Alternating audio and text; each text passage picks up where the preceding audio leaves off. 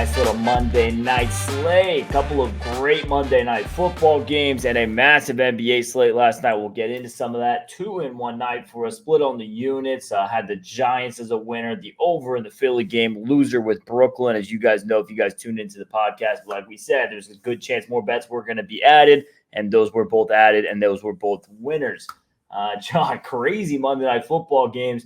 Let's start with the one we had the winner in with the Giants. How about Tommy DeVito bringing it in for your Italian heritage? They're loving it. They're loving it in New York right now. Tommy Cutlets. This is sports gambling. So 3 straight wins for Tommy DeVito. You just can't make this shit up. This is storybook stuff. Jones out. Tyrod Taylor, who was actually eligible last night, he was but they're sticking with Tommy DeVito, and he goes, look, I watched last night the Manning's broadcast of the games, and they were going back and forth. If you're a football fan, forget if you have any bets. I mean, you couldn't want 2 better games as a fan, exciting down to the stretch. What we saw, I just saw a statistic, one of the reels. No team had won in I don't know how many games with less than 3 minutes down by 2 touchdowns. And the Titans come back at my Titans, who haven't won on the road, beat a Dolphin team that doesn't lose at home. I mean, this is just crazy, bizarro world. I said it the other day. Can't make this shit up. Green Bay hadn't lost a game in December under head coach LaFleur, and Tommy DeVito drives down the field like he was Phil Simms in a championship run. So just great football. We were on the Giants, home dog. Thought it was just a good spot for it. Did get sucked in by the primetime unders last night. Stayed off for that. I actually favored the over 37 in the Giant game. Just didn't pull the trigger on that one because the last game was just so inept. New England Giants 10-7 final. So stayed off the total. But we like the Giants, like what they're doing. They've actually got momentum right now and still trying to win games instead of tanking. They're trying to win games, and they did it last night. So just great, entertaining football and unexplainable football. As I said, you got teams winning on the road that don't beating the best home teams. What I will say, what a loss for Miami. I mean, with long range, not just last night. Here's a team I've been saying just recently. There's 2 teams that absolutely, if they're going to go in deep in the playoffs or get to the Super Bowl, they need home field. Miami in the AFC, Dallas in the NFC. Miami had a heads up on this and just gave it away last night.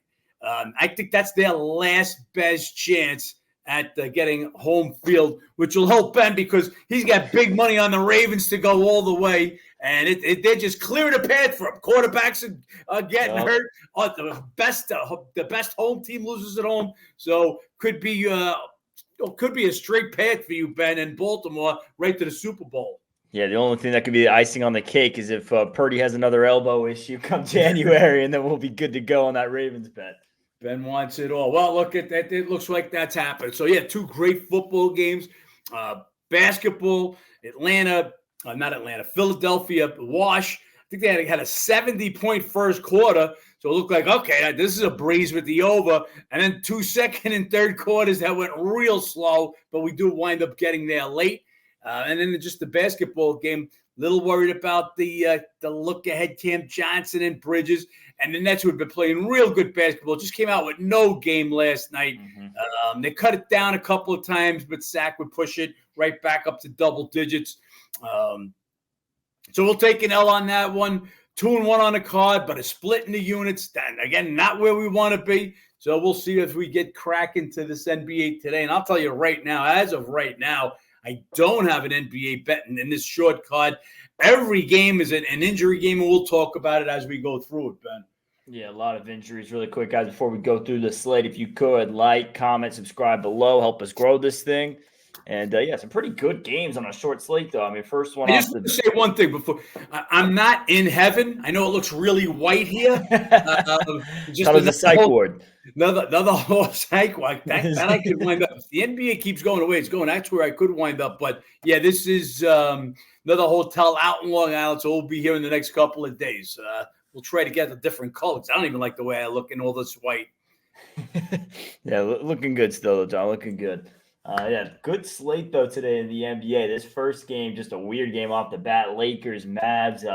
They always play tight. Always play tight. Had them earlier this season, taking 3. Game landed 3, 104-101 with that Lakers game earlier in the season. Kyrie hits the game winner in that one, so maybe a little bit of revenge, but also a little bit of ownership. Mavs 8-2 the last 10 meetings. Dallas pretty banked up. Williams and Jones both questionable. Still no Kyrie, still no Green. And Lakers, LeBron, the usual questionable tag. But is it more serious with the Vegas, the partying afterwards, celebration? AD, he did get banged up in that final against the Pacers. And Vanderbilt, same situation as AD. So those 3 guys questionable. How legitimate, we don't really know. Lakers, though, definitely a letdown spot coming off the in-season tournament win. A lot to look at, a lot of different angles you can go about this game. Would be ever so slightly a lean to Dallas in this one, and especially if AD or LeBron ends up out of this game. I think AD is actually a more true questionable, but hey, both those guys have been playing games so far this year, haven't been sitting out much. Could only want Dallas. They've owned this series, even though they play all the games really tight, but just such got to be a letdown. I mean, just has to be a letdown of winning that in-season tournament. So, yeah, the only reason I haven't pulled the trigger on this game is the Dallas being so shorthanded and they're back-to-back. Grant Williams has missed the last few games, and Jones, who's played every game up until now, he left last night's game. So now you're talking about how thin can you be in the back-to-back. Look, Luka's got to do it all again, but you need 4 other guys at least there to be out there with him. So just as every game is today, big question mark game. Who's healthy for Dallas? How many available bodies they're going to have? As Ben said, AD a little bit more of a question mark, but who knows that? Do they give LeBron and AD a rest after the season tournament? We wait to see, and we'll make all our decisions tonight after we got confirmed lineups. Yeah, they also have great rhythm. They might not want to, cancel that momentum. Maybe they build on it. Who knows? But yeah, playing great basketball for at least we'll see how much of a drop off there is now. Cavs at Boston this next matchup. Cavs on a back-to-back. A lot of teams on back-to-back. Kind of funny how they did the schedule. It's almost like they wanted the Lakers, Celtics in the in-season tournament final. Those are the 2 teams that had the extra day, a little bit of rest. But Cavs coming off a loss there to Orlando. They had horrible nights shooting the ball, especially on the rotationary guys. Mobley, LeVert, both questionable. Want Mobley in this game will definitely make my lean to the Cavs a lot more heavy if Mobley is in this game. Then you have Boston coming off a nice win over the Knicks on Friday. Terrific at home this season, 10-0, 7-3 against the spread. Tough to go against that, but Cavs played them really tight last season. They won and covered 3 of the 4 meetings. 3 of those 4 games went into overtime, so playing them right down to the wire. A lot of points for this matchup. If Mobley's in, I think it's worth the take with Cleveland here. But he's got to be in. Look, they were held to 94 points in Orlando last night, so now back-to-back. Mobley and LeVert. LeVert's just the last few. Mobley the last 2. Very questionable. Celtics undefeated at home. Tough to buck that trend. Yeah, Cavs played them tough last year. Just not enough for me to want to get on the Cavs in a back-to-back situation, possibly shorthanded against a team that's unbeaten at home. So right now, I think the number's actually where it should be. Again, another injury game. And that's going to be the theme. This Nuggets-Bulls matchup, the only one that's not necessarily an injury game, but both teams on back-to-back, so you never really know who's going to end up sitting. Murray's been dealing with an injury. DeRozan played a lot of minutes. He sits in back-to-back. So not necessarily an injury game, but just could be a scheduled rest day for some of these guys. We'll see what happens. Nuggets beat the Hawks last night, played pretty good ball there. They all shot pretty well. Haven't been getting it done much on the road. They got it done last night with just 4-10 against the spread this season. It's a pretty big road number here. Bulls, they played them tough as well. They did split meetings last year on the road, but I think it's 3 of the last 5 they won. They were crushed in Denver earlier this season, maybe a little bit of revenge factor. And yeah, Bulls back-to-back as well. OT back-to-back, so that's another thing against Milwaukee. That's the second time going to OT with Milwaukee in the span of like 10 days. So a couple of hard-fought games with them. Couldn't pull it out last night. Bulls, though, playing good ball right now. 5-0 against the spread their last 5. No Levine, and it's been great for them. Got to be Chicago or nobody. Got to wait for lineups on this game. Yeah, look, Bulls really good. So last night, a tough loss at Milwaukee in OT, in a game you figured Milwaukee would be coming for because they just lost at Chicago in OT prior to the in-season tournament playoff games. Chicago playing much better without Levine. Kobe White stepping it up like 26.5 points per game over this 5-game stretch that they're red hot. Does DeRozan play tonight? 40-some-odd minutes in the overtime last night. So you want to see if you look. You got to remember something. Normally, I wouldn't even have a doubt DeRozan's playing. But he's going to be in a different uniform by February. So he may not want to hurt DeRozan in a back-to-back. That's one thing. Denver's the other part. So Jamal Murray, as you guys know, in out of the lineup because of the injuries. Great last night, 12 for 15 from the field. He only played 29 minutes, so that's why I'm going to leave the door open that he possibly plays tonight. Under other circumstances, I would say he'd probably be out. Jokic also comes back with a real good game, 9 for 13, after a couple of miserable games shooting in his 2 prior nights. All that being said, this is Chicago and nobody. Denver's terrible on the road. They beat a hapless Hawk team on the road last night. But Chicago on playing different ball, better at home also. Really like Chicago here, all being fit. With DeRozan's in, will be all over this one. It's Chicago or nobody at +7.5 at home. Yeah, speaking of the Bulls and the deadline there, John, I mean, we got a couple of Eastern Conference teams with a bunch of rumors. It was the same thing last season. It never happened. Now we're starting to get to the back end of these contracts. Both with Toronto and the Bulls. I mean, between those 4 guys, really, the wings on both teams, DeRozan, Levine, and Anunoby, Siakam. I mean, those 4 guys keep coming up. Is there any teams you think really got to go out and get that wing presence, or anyone you think should be getting aggressive this time of year, coming closer to that deadline? We're still so early in the season. Who could use it? DeRozan. Look, DeRozan's on the downside of his career. Levine is a walking injury and has been for years. And that's why I've been saying as long as a couple of weeks ago, Bulls are getting more calls on Caruso than either Levine or DeRozan.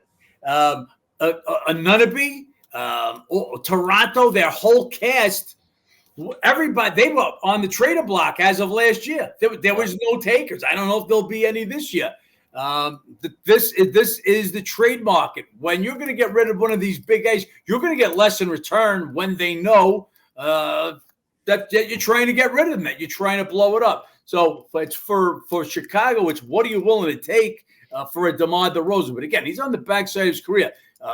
Shooting lower from the field, lower from the free throw line. Look, had a great game last night. Can he come back with that game tonight? That's going to be tough. But I like the way, I guess, this Kobe White picking up the slack since Levine's out. 7.5 just too big of a number. As far as the trade deadline, still a lot of time to talk between that. Hey, the Knicks look like they're playing good ball. Then they go lose Mitchell Robinson. He's going to be out 8 to 10 weeks. They're going to need a big. So it's all depending on what the teams that think that they can make a serious run, what they need. What do they need to compete? Who needs DeRozan? Man, off the top of my head, I don't know that a team that's theirs. Does Boston need DeRozan? Does Milwaukee need DeRozan? Does Denver need DeRozan? I don't see a team, one of the top teams that are going to really threaten that actually needed DeMar DeRozan. Yeah, a couple of teams. Not at this stage of his career anyway. Yeah, a couple of teams that could work out a little bit, perhaps. Maybe Philly. Obviously, they lost a little bit of that production with Harden. Maxi's filled in like a glove, but just as far as another shooting guard. Do you want to give Maxey and Embiid less shots, though, for a DeRozan? That's my thing. DeMar DeRozan, he's going to have to be one of your top guys because he's not a fill-in player. He doesn't have a real role. He's got to score. You know what I'm saying? So, and Embiid is already sharing with Maxey, and everybody, guys like Tobias Harris have got to fill in and get their scraps. You know what I mean? If you start giving nobody no shots. So anyway, I like Philly's makeup, man. Philly.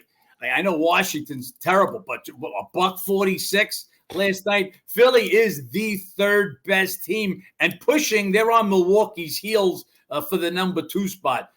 Let's talk about that for a minute before we go to the rest of the games. Damian Lillard, 3 for 17. And this just says he's working out so far the way the Bucks had hoped. Looks like Celtics, not that it was a straight-up deal between them two, but basically Celtics winding up with Jrue Holiday, Bucks winding up with Lillard, and he's had more bad games than good games. I just don't like the whole match. I never liked it. I thought the Bucks were a good team, maybe missing something, but I don't think it was going offense for defense. The Bucks have been struggling against the Bulls, a team that they used to dominate. Get Pacers, another team. They owned that Midwest division. Pacers have beat them twice. Although they play tomorrow, we'll give you a tip here. We're going to be on the Bucks if the line comes up anything normal, a double revenge game, and then getting beaten that in-season tournament. But all of that said, trade deadline far away. DeRozan's going to be a tough sell. So, again, so is LaVine, as I feel. Yeah, I mean, you made that point about Caruso. I mean, who doesn't want a defensive perimeter guy, hustle guy? That's what every at a low price, you know. Yeah. This next game on the card, Warriors at Phoenix. Obviously, all the narratives here for it. Kevin Durant, questionable to play. Bradley Beal's coming back. We'll see if we finally see these three guys on the court together. Then you have Golden State, who's Chris Paul. They're getting him back tonight. And they need a bat. He's been giving them a lot of production off the bench. They led the league in turnovers last year, and without him, just the ball handling when Curry's off the floor, it is so problematic. We saw it in the last game against OKC, 28 turnovers. Hard to win a game like that. You shoot 40% from three, you're usually in a good position to win, but now 28 turnovers. Can't be giving up that many possessions. Kuminga, he did have a solid game that night. Devin Booker in this Suns game, they're coming off a loss to Sacramento. Booker played phenomenal, 28, 7-7, shot 10 of 14. Can't really ask for much more efficient production. Just need more from the other guys. And obviously, that's Kevin Durant, who didn't play, and he's questionable, and Bradley Beal coming back. So we'll see what they get in this matchup. Suns have more or less owned it, 6 of the last 7, 5-2 against the spread, 3 straight in Phoenix by an average of 16. I want the Suns tonight, with or without KD, but it just depends on what's going on with him and getting a better number if he is out. Yeah, I got to see what it's all about injuries, guys. We said that from the start. It's all about injuries. KD is like it's about 4 points to this line. So if we're 4 points with KD in, we're picked with him out. What is Bradley Beal going to bring? First game in a month. So I'm sure he's going to be on some type of minutes restriction. If all 3 of them play, it will be the first time the 3 of them are on the court at the same time. That's not going to run like a perfect smooth engine. I can assure you that. But Golden State, just a disaster on their way down. We've been saying this for a while. They just can't get it done. Injuries on this one. I want Phoenix to no one just because they've owned the series pretty much. Does KD try to get up for this game? You know, this is the Golden State. They've got them already so far this year twice. 6 of the last 7. Suns have won 5-2 against the spread in the meetings. So Phoenix and nobody going to have KD. But it could be nobody if the line gets away. The line 3.5 already. If they announce KD's in and we're looking at a 5, I don't want no part of Phoenix -5. In the last game on this card, we had the Kings at the Clippers. Kings back-to-back. They shot 56% from 3 last night. Killed us with Brooklyn. It's just hard to win a game when a team shoots 56% from 3. That's just pretty much a game winner there. You have Sac playing decent on the road, 7-4 against the spread. Clippers back-to-back as well. Played a tight one with Portland. Shout out Anthony Simons. He has been playing terrific in these last couple of games since coming back. Kept that game close. Still not enough. Really shorthanded Portland team. Kept it tight. You have Clippers who playing pretty decent ball right now. They've won 4 straight and starting to figure it out a little bit more game by game. Kawhi Leonard is playing better and better. I know Ty Lue said it for himself that in order for the Clippers to be the Clippers, they're going to need Kawhi Leonard to be alpha, and he's starting to show that a little bit. So when you have a lot of divas in the locker room, a lot of personalities, a lot of guy who needs the ball, you need one guy to be that guy, and Kawhi Leonard is starting to show that more and more. So looks like as he's taking over that, it's helping the Clippers out a little bit. This matchup, a lot of history to it, a lot of hard-fought games. They met earlier this year, and Clippers were in a terrific spot. Sacramento coming off a horrible come-from-behind win against Golden State. So horrible spot for them after being down by 24, beating Golden State. Clippers win that matchup, but Kings got them 3 or 4 last year, both in LA. Both teams on back-to-back to Sacramento come up for a revenge spot today with lean here. Kings are nothing. So yeah, Kings was our one was last night. So it's one thing to shoot 55.6% from three, but 25 3-pointers. I mean, it's one thing to hit a 10 of 18 or 12 of 20. 25 of 45 3-pointers. Yeah, you can't beat that. That's ridiculous. Clips go and shoot 56% also from the field. And we got Kawhi. Kawhi played 39 minutes, PG 41 minutes. Now, the Edge Clippers do have no travel. They stay home. Sacramento comes to their house. But they should come with a little home revenge, getting blown out.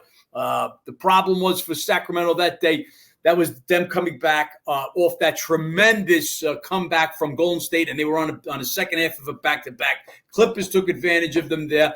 This is a game. Are we going to see Kawhi and PG in this game after 41 and 39 minutes respectively? So we'll wait to see. Again, got to see the lineups. Got to know who's playing. Everybody in. I'm right where this line should be, 2.5. We give Sacramento, like I said, a little home revenge. Give Clips a little bit of an advantage because they didn't travel. Sac had to. Numbers right there. We'll see what the injuries are all about. That's what this whole slate is all about, guys. Injuries. Like yesterday, we had one bet earlier, a couple added late, and could be something similar today if any injuries break a certain way, lines move a certain way. Got to be on top of that. And, of course, the nice little big slate tomorrow, we'll be looking on to those lines for the NBA slate tomorrow, John. Yeah, big NBA card for tomorrow. Like I said, already circled. Milwaukee, again, depends what the line comes up. We'll be looking for that one. A couple of nice matchups in a big card tomorrow. NFL, we'll be looking at a bunch of games. We're getting down to that stretch of the season, guys. The teams that don't need it, the points are going to look like, wow, that's a lot of points. But it's tough to pass it up. And that's why we passed up Tennessee last night. I'm as shocked as anybody. I mean, 4 minutes left of the game, 3 minutes left of the game. Dolphins up 14. So, okay, the game went right exactly where it's supposed to go, right where the number is. And Miami, they just take their foot off the gas. They relax a little bit. And here comes a hungry Tennessee to get a win on a primetime game. So we're going to be seeing a lot of that this weekend. Teams like Carolina, should the Falcons be 3 points on the road? Well, if this was week 8, they probably wouldn't be 3 points on the road. Here we are, week 14, or week 15, actually. Yeah, you're gonna see that. You're gonna see overlays for the teams that need to win against the teams that are basically out of it. Yeah, the division race now as well, with Buffalo heating up, Miami, bad loss, and Miami has a pretty tough schedule coming up down the stretch as well. They still have a couple of tough games, so they could blow that division entirely. I mean, the division to win odds for Buffalo went from, I think it was plus 1,500 all the way down to plus 300 in the last couple of weeks, and we'll see if that ends up being a tighter race there. I mean, Bills have some tough games as well, so it's going to be interesting how those two teams close out. Again, we already said it. Huge loss for Miami, whatever happens. I mean, I don't see them now overtaking Baltimore for that number 1 seed. Baltimore looks great. Baltimore's got a couple of tough game on their schedule also. What I will say is that wild card spot really wide open, AFC. Buffalo, who everybody was writing off as they lost at Philly going into their bye. Hey, they're right in it. Bengals, dead without Joe Burrow. With Browning all of a sudden the last couple of games, they've got a shot. The Denver Broncos, who had 70 put on them early in the season, 7-6, they're still in it. So that AFC picture, still got a lot of live teams. I mean, basically, you're counting out the Patriots at this point. Who else? The Raiders, the Chargers, which is actually Thursday's night, dud fest. We'll see another one of these ugly Thursday night games. No Herbert and O'Connell. The Raiders shut out in their last game. So I don't know how many people are looking forward to that gem.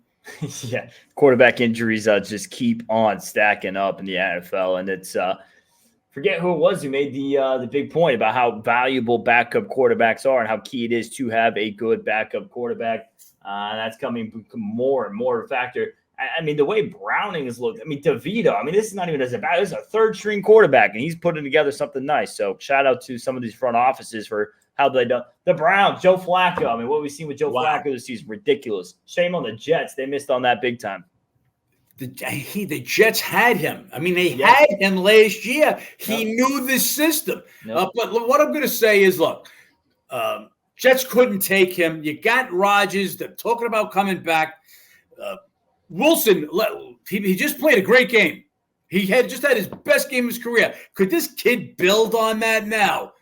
So, you know, we'll see this week. They go down to Miami. Miami, not a great defense, just got run over by the Titans. Can this kid put together a little game down there and revive his career? Look, for him personally, I hope he does.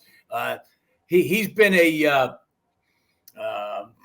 he's been getting kicked around since he's been with the Jets. They look like this kid was a quarterback, so maybe he'll have a better game. But, yeah, the Jets, Flacco would have been a perfect fit just because he was with them last year. He knew the system. He comes right in. He fits like a glove. Instead of going to Tim Boyle. Hey, I guess that's the pull Rodgers has. He wanted this guy. Bring me Cobb. I want Cobb on my team. I want who's the other guy they brought over? The other wide receiver, Lazard from Green Bay. Yep. Bringing his whole crew over. So hey, that's what happened. Look, big weekend this weekend. We'll know a lot about the NFL playoffs, I think, by the time this weekend ends. Yeah, these next couple of matchups for Pittsburgh and Indy, Pittsburgh and Cincy, that'll start to balance that out a little bit. As you guys know, if you guys want all our information on the NFL, we don't really do that too much on the podcast, just a few of the primetime games, hectic Sundays especially. So if you guys want all that, make sure you guys sign up on the app or massaedge.com. Appreciate you guys tuning in. A little bit of a quicker episode today. We'll get on to work for tomorrow's NBA slate. Make sure you guys like, comment, subscribe below. Let's make some money, John. Let's do it.